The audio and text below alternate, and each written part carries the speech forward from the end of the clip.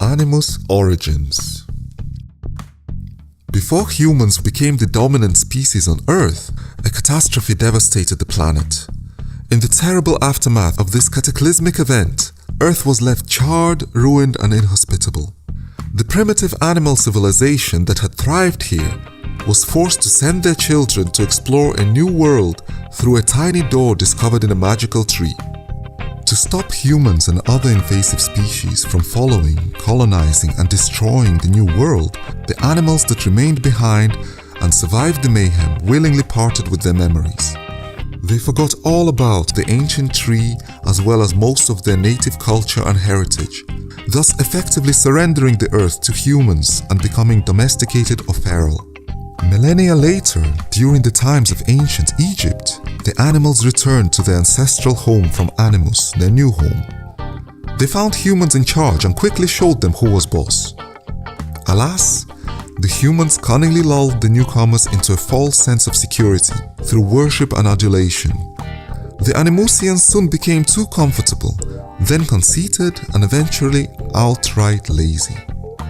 Over the centuries, they squandered the awe that they had once inspired and saw their status tumble from deities to minions to pets. Earth has become a dangerous place as it teeters on the brink of a man-made debacle. The animals helplessly watch on, having lost touch with their magical natures, as man plunders the planet, hurtling down the abysmal spiral towards self-destruction, dragging the entire world with him. However, now, one cat has vowed to reawaken his people on Earth and set them on the right dietary path to rekindling their inner magic. He will drag them by the scruff or tail if need be, out of the dark ages of ignorance and murky swamps of complacency, back to the top of the food chain where they belong, devouring monsters, tyrants, naysayers, and hurdles strewn across his path. But let us not jump ahead of ourselves. Let's start at the beginning. There will be plenty of time to tell you all about the fat adventures of Baron Meowhausen, the tongueful grubmaster and dine lord. First though, we'll set the stage and tell you about the origins of animal kind on the world of Animus. The world of Animus. Chapter 3. Dragon Milk. One day, a scouting party loses its way as a howling storm of ash holds sway.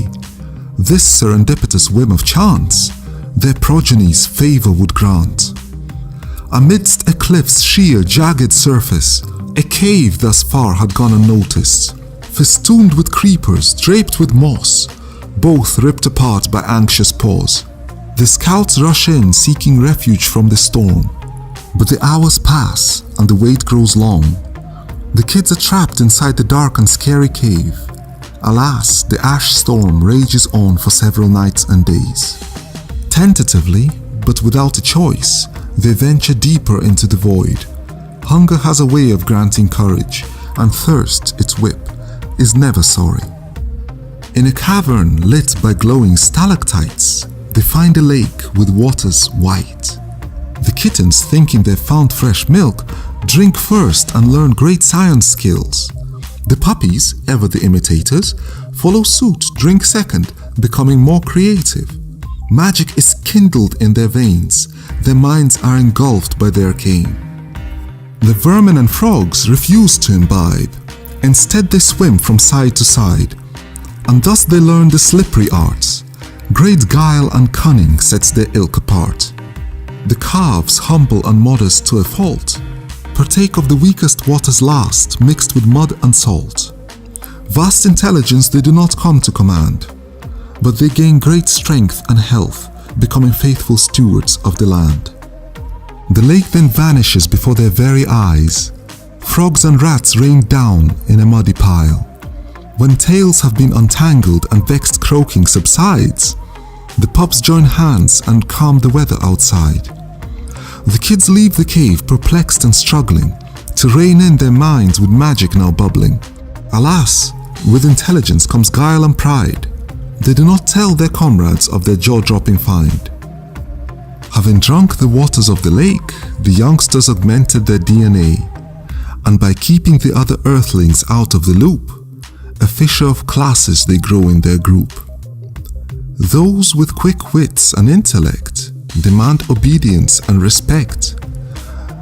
They have tasted true power and yearn to lead, while those not anointed for food must bow and plead.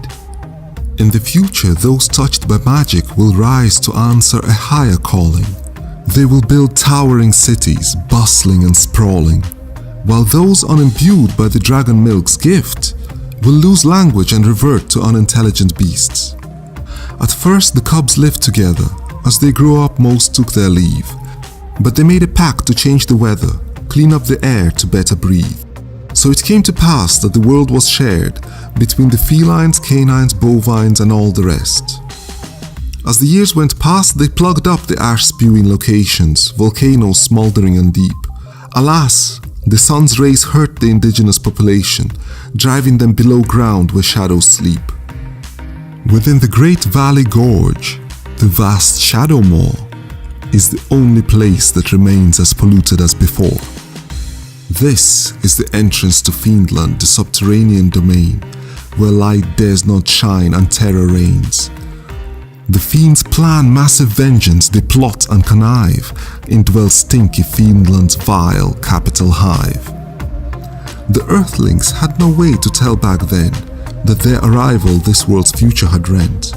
33 centuries have now flown by, and the lake of dragon milk churns back to life. Harnessing its magic may once more tip the balance of power. Will they hold back the night, or in twilight's grip cower?